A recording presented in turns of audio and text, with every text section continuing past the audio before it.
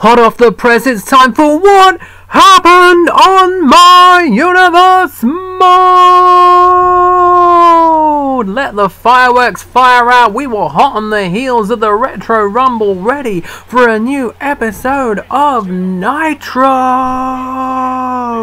We were in Rio Rancho, New Mexico, and we opened the show with the winner of the Retro Rumble, Andre the Giant, who won it from the number 30 spot. He started by saying that he's not stopping for anything and that the entire roster is afraid of him right now. He's like a lion among the lambs. He said he's let himself stagnate in WWE for too long and that he can take on anything. Pay-per-view matches, championship matches, and for anyone who tried to stand in his way to greatness, he said there's no hard feelings, it's just business as usual. And so Andre made his way to the back and we made our way to the start of the show.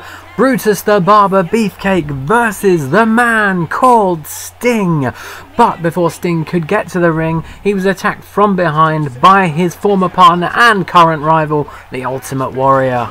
He threw the Stinger into the steel steps and then rolled him in the ring, but apparently Sting was all good to go. Beefcake took advantage of this though straight away and started punching him in the face. Brother Brutai then nailed Sting with an inverted atomic drop and a big clothesline, but when he tried to pick him up next, Sting reversed with an arm wringer, put him down with a shoulder butt, and then bulldogged him down. Sting would go on to hit some impressive maneuvers, a gorilla press slam, a big suplex, and a friggin' tombstone, but he didn't put Beefcake down. Instead, when Beefcake was draped against the ropes, he reversed and punched Sting in the face. The Barber smashed a signature knee into Sting's face, dropped him with a drop toe hold, dropped him on the top rope, but then the lights went out, and once again, just like at the Retro Rumble, the lights came on. Sting was behind him, went straight for a Scorpion Death Drop and went for the pin, and Brutus Beefcake was beaten, and Sting was your winner.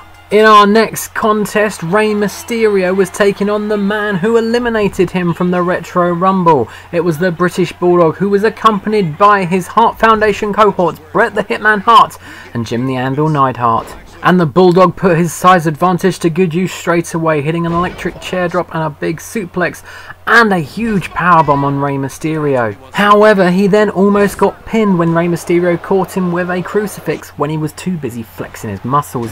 Mysterio then caught him with another move, a forearm to the face and then an X-Factor, before Bulldog was able to power out a reversal and then hit a huge pile driver. And Davey Boy Smith's offense continued, hitting a side Russian leg sweep, but on his next move, Rey Mysterio reversed out. He then used his quickness to hit a Hurricane Rana, which left him prone for a 619. He went for a frog splash from the top rope, but the Bulldog got his knees up. The Bulldog quickly picked him up and smashed him down with a running power slam, and Rey Mysterio was not getting up.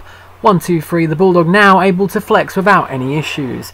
The Rock backstage, he was wandering about when, well, he seemed to be surprised to find Chris Jericho standing in front of him. Jericho then attacked him with a forearm and a backbreaker before he threw him down the hallway. Jericho then threw The Rock into Triple H's office, and the game watched on as Jericho destroyed the People's Champion with several moves, including a Bulldog, a facebuster, and several chair shots before he suplexed him through a table. Jericho then hit The Rock with a codebreaker, and I'm pretty sure the message was sent after that. We move on to our next match, and it was a one-on-one match between Jeff Hardy and one half of the tag team champions, Kevin Nash, neither man with their respective tag team partner. Hardy was the first man to get the moves in this match, first with a jawbreaker, then with a running forearm into the corner. He also hit a nice elbow to the top of Kevin Nash's head, but soon after that he got reversed with a short arm clothesline. Nash managed to smash Jeff Hardy with a black hole slam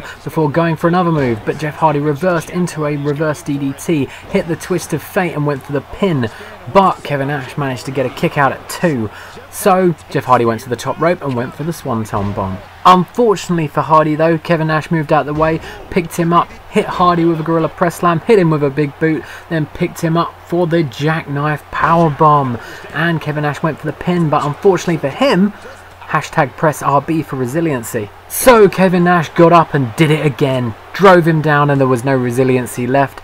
Jeff Hardy was down for the count. Kevin Nash was your winner, and out came after the match. Kevin Nash's tag team champion partner, Scott Hall, who just grabbed Jeff Hardy and chucked him out the ring. The tag team champions then stood tall at the end of the match, and we moved on to the Nitro main event. It was The Undertaker. He was going to take on Ted DiBiase, but Ted DiBiase wanted to get a step ahead, so he tried to sneak up behind him during his entrance. It failed. The Undertaker gave him a big boot and a takedown on the ramp. Eventually, DiBiase did gain the advantage with a reversal. He hit a bulldog and then started smashing The Undertaker with the title belt. He then took the title belt to the ring with him. Taker took chase, but all that happened with that is the ref got knocked out and allowed Ted DiBiase to give him one more smack round the head with the title belt. And as the match properly began, Ted DiBiase kept the control, hitting a neck breaker, a slam, a second rope elbow drop and a stun gun on the top rope.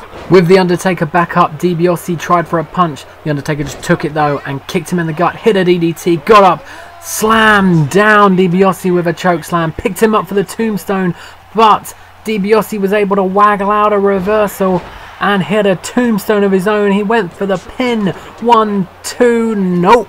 Undertaker ain't gonna be pinned by his own move. DiBiase got a bit fed up though, hit a low blow, took the disqualification loss and just continued the beatdown on The Undertaker. And that is how we ended this edition of What Happened on My Universe Mode! NXT Next, like and subscribe.